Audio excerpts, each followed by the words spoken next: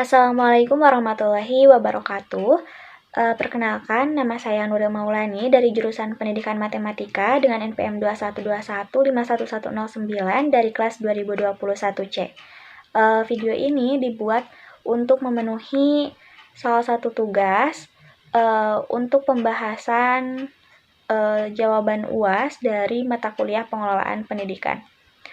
Langsung saja, soal yang pertama yaitu bagaimana perbedaan antara konsep pengelolaan peserta didik dan tenaga pendidik, serta bagaimana peran guru dalam pengelolaan peserta didik di sekolah.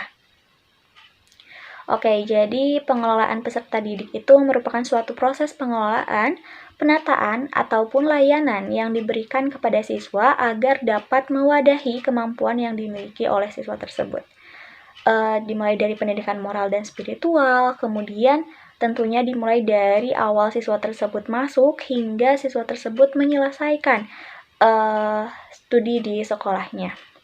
Atau dapat dikatakan sampai siswa itu matang atau sudah mampu untuk mengenali apa yang menjadi kelebihan yang ada pada dirinya sendiri. Nah, adapun tujuannya yaitu untuk mengatur kegiatan atau aktivitas siswa agar menunjang proses pembelajaran yang efektif dan efisien. Siswa dapat meningkatkan pengetahuannya, keterampilannya, psikomotoriknya, bakat, minat, dan juga bertujuan untuk mendapatkan kesejahteraan dalam belajar sehingga siswa itu dapat menggapai cita-cita yang diimpikannya atau yang diinginkannya. Nah, sedangkan tenaga pendidikan yaitu orang yang memiliki kemampuan mendidik atau berkualifikasi sebagai guru, dosen, tutor, atau yang lainnya yang tentunya bertujuan untuk memberikan bimbingan kepada anak didiknya atau siswa. Nah, tenaga pendidik ini merupakan teladan bagi para anak didik atau siswa dan tentunya harus memiliki rasa bertanggung jawab, kewibawaan, kemandirian, dan kedisiplinan. Tenaga pendidik yang bertanggung jawab itu mengetahui, memahami nilai-nilai norma, dan selalu berusaha untuk bertindak sebaik mungkin. Dan kewibawaan yaitu tenaga pendidik harus dapat mengambil keputusan secara mandiri, cepat, tepat waktu, dan tepat dalam rangka pencapaian kompetensi lulusan.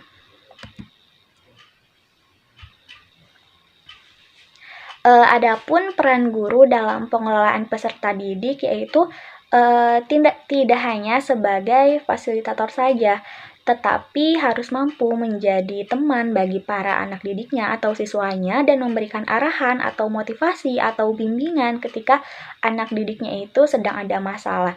Dan sebagai pelatih, guru juga harus memperhatikan kompetensi dasar yang hendak dicapai oleh siswa. Dan sebagai penasihat, guru harus memberikan konseling kepada siswa sesuai dengan kebutuhan siswa itu sendiri. Selanjutnya, untuk soal yang kedua, yaitu mengapa kurikulum perlu diadministrasikan dan seberapa pentingkah kurikulum di sekolah.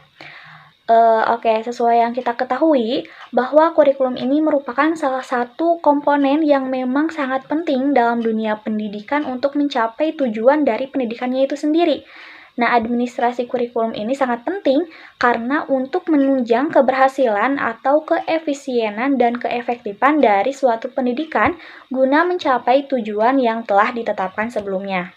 Kurikulum sangat penting bagi suatu sekolah karena kurikulum ini merupakan pedoman yang dijadikan oleh para pendidik atau guru untuk dapat menyusun RPP demi tercapainya tujuan pembelajaran atau tujuan pendidikannya. Nah, kurikulum dijadikan pedoman sehingga ada beberapa prinsip yang tentunya harus diperhatikan, yaitu ada prinsip relevansi, prinsip fleksibilitas, prinsip kontinuitas, efektivitas, dan efisiensi. Kurikulum juga mengarahkan segala bentuk aktivitas yang berkaitan dengan pendidikan agar dapat mencapai tujuan yang ditetapkan. Dengan adanya kurikulum, maka sekolah akan menghasilkan siswa atau lulusan-lulusan yang berintegritas. Sesuai yang kita ketahui bahwa kurikulum ini dipandang sebagai jantung dari pendidikan. Nah, sama halnya ketika manusia memiliki jantung yang lemah atau rusak, maka tubuh atau kehidupan manusia itu sendiri akan bermasalah. Begitupun dengan kurikulum, jika suatu kurikulum ini tidak diterapkan di sekolah atau bahkan sekolah ini mengabaikan mengenai kurikulum, maka sekolah tersebut akan mati atau tidak dapat mencapai tujuan dari pendidikannya.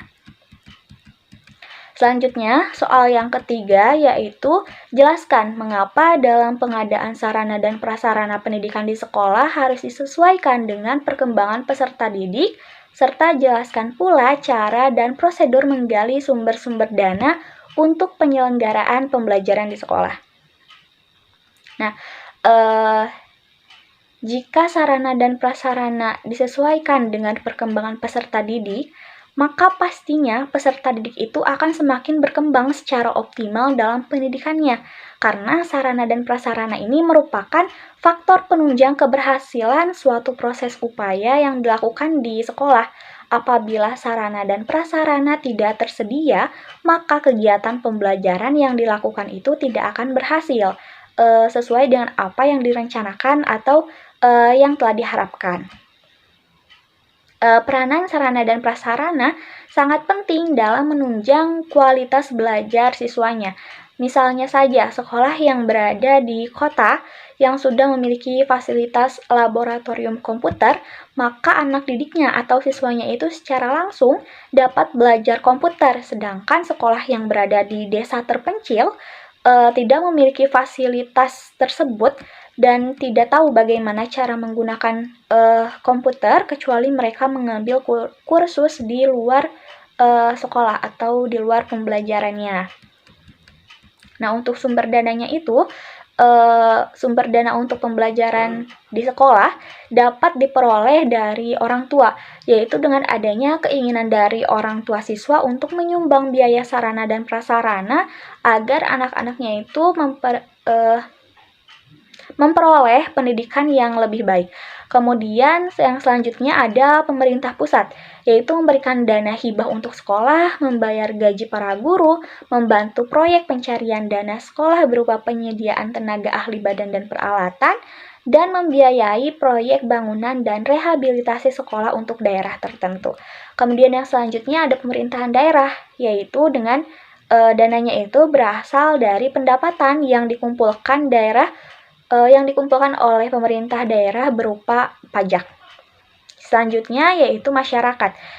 Dengan proyek pembangunan sekolah, memberikan hibah tanah untuk kepentingan sekolah, pengumpulan dana untuk sekolah tertentu di daerahnya, pengumpulan dana untuk usaha swasembada dengan melibatkan alumni sekolah. Selanjutnya ada dari fasilitas sekolah, yaitu dengan sekolah tersebut menyewakan aula yang dimilikinya, menyewakan tempat bermain atau lapangan olahraga, membuka usaha pertanian bagi yang memiliki lahan kebun dan kolam. Kemudian dapat juga mendirikan kantin ataupun koperasi sekolah dan membuka jasa fotokopi. Dan ya selanjutnya yaitu dari siswa. Siswa ini dapat melakukan kegiatan pengumpulan dana dengan cara adanya mengadakan pergelaran seni, tari-tarian, drama, pertandingan, pameran, atau bahkan bazar. Dan yang terakhir yaitu pemilik sekolah atau dari yayasannya. Selanjutnya, untuk soal yang keempat yaitu bagaimana pendapat saudara mengenai konsep kepemimpinan pendidikan efektif akan berpengaruh pada model dan karakteristik sekolah yang efektif? Jelaskan pendapat saudara dengan bahasa sendiri. Oke, menurut saya konsep kepemimpinan pendidikan efektif itu tidak akan berpengaruh pada model dan karakteristik sekolah yang efektif. Mengapa? Karena faktor yang mempengaruhi kepemimpinan pendidikan efektif itu diantaranya adanya pengalaman dalam kepemimpinan, bagaimana cara orang atau pemimpin tersebut menduduki jabatannya atau kepemimpinannya, kekompakan antara pemimpin dan anggotanya, dan tentunya masih banyak lagi. Nah, model dan karakteristik sekolah yang efektif itu tidak sama sekali dipengaruhi oleh konsep kepemimpinan pendidikan, karena model dan karakteristik sudah ada ketetapan tersendirinya yang memang tidak dapat diganggu-gugat begitu saja. Selanjutnya, soal yang kelima yaitu, menurut pendapat saudara, bagaimana konsep dasar budaya organisasi sekolah yang efektif serta berikan contoh budaya organisasi di sekolah? Oke, jadi budaya organisasi merupakan nilai-nilai atau norma-norma yang dianut dan dilaksanakan oleh seluruh warga yang ada di sekolah guna mencapai visi misi sekolah. Budaya organisasi sekolah yang efektif yaitu nilai-nilai dan norma-norma yang tentunya dianut oleh seluruh warga yang ada di sekolah dalam memberdayakan setiap komponen yang ada di sekolah baik internal maupun eksternal, serta adanya pengelolaan yang baik terhadap visi misi dan tujuan dari sekolah tersebut yang tentunya akan dicapai. Adapun fungsi dari budaya organisasi sekolah yaitu untuk memberi identitas organisasi bagi anggotanya, perekat sosial, menciptakan pembedaan yang jelas antara organisasi yang satu dengan organisasi yang lainnya. Budaya organisasi sekolah yang efektif itu tentunya memiliki ciri-ciri, di antaranya adanya kerjasama, adanya rasa saling percaya, dan adanya sikap saling keterbukaan atau transparansi. Nah, adapun contoh budaya organisasi sekolah sesuai dengan pengalaman saya sewaktu SMP atau MTS dan sewaktu di SMA. Oke, sewaktu MTS itu jadi adanya kegiatan duha bersama dan membaca ayat suci Al-Quran tiap pagi bagi kelas 9 di jam pertama itu setiap hari. Dan untuk hari Jumatnya itu diadakan duha bersama, dilanjutkan dengan yasinan di jam ketiga pembelajaran bagi seluruh warga sekolah dimulai dari kelas 7 sampai kelas 9. Nah, kemudian di hari Sabtunya itu suka diadakannya kegiatan opsi kelas dan lingkungan di sekitar sekolah. Tapi tidak hanya itu, tiap hari juga selalu ada hafalan mengenai juz 30 yang dipimpin oleh teman-teman OSIS. Kemudian sewaktu SMA itu, tiap pagi sebelum pembelajaran dimulai itu selalu membaca ayat suci Al-Quran bersama-sama di kelas. Kemudian sebulan sekali itu, tepatnya di hari Jumat selalu ada kajian dari anak-anak rohis dan juga selalu ada infak khusus di hari Jumat. Sedangkan untuk dari hari Senin sampai Kamis itu infaknya itu masuk ke DKM di sekolah. Mungkin itu untuk contoh budaya organisasi sesuai dengan pengalaman saya pribadi. Kemudian soal yang terakhir yaitu, menurut pendapat saudara, apa itu TQM atau Total Quality Management dan bagaimana implementasinya? Jadi, Total Quality Management atau TQM ini merupakan suatu proses pengendalian mutu yang didasarkan pada kebutuhan atau kepuasan pelanggan yang merupakan hal utama dalam setiap usaha yang dilakukan. Nah, adapun tujuannya yaitu untuk memberikan produk atau jasa yang berkualitas sehingga dapat memenuhi kebutuhan dan kepuasan konsumen atau pelanggan secara terus-menerus dan akan menumbuhkan pembelian yang berkesinambungan. Dan tentunya TQM ini atau Total Quality Management ini lebih mengutamakan kepuasan atau kepedulian terhadap konsumen yang tentunya akan lebih diperhatikan.